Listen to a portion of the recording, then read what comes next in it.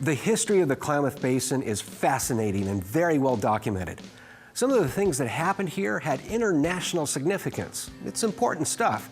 So we can't just send you to one museum to learn all about the history of the Klamath Basin. You need to visit all 4.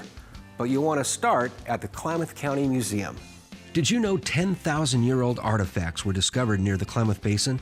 Or that the only Americans killed on the U.S. mainland due to direct enemy action during World War II perished in Klamath County? And just 35 miles north of Klamath Falls, the U.S. Army built a pre-Civil War military outpost. Well, this is the place where you can hear these stories. The Klamath County Museum is a great place to learn the deep background of Klamath County's history. Have you heard about the ancient sandals?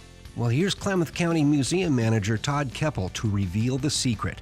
We are very fortunate to have 2 sandals that were found in a cave by Luther Cressman, an archaeologist working for the University of Oregon back in the 1930s.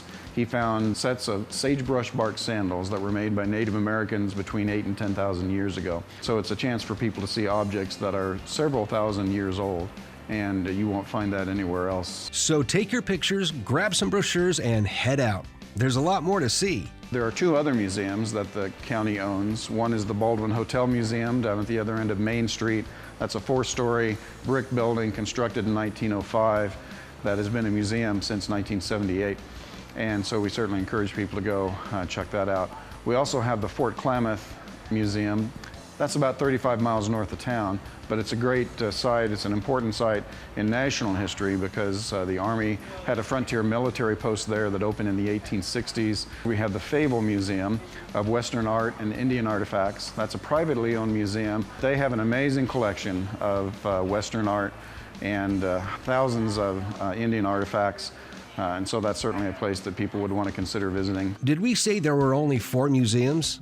Sorry, there are a few more. And then nearby, we have a number of other museums that have more of a specialized focus. There's a community museum in the town of Malin. There's one, the Tule Lake Butte Valley Fairgrounds. And then, of course, we have the Collier State Museum and Park about 25 miles north of Klamath Falls. Think of it this way. If you're just 1 tank of gas away from the Klamath Basin, that qualifies you as a local.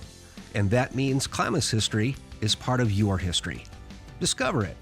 Scott G., NBC5 News.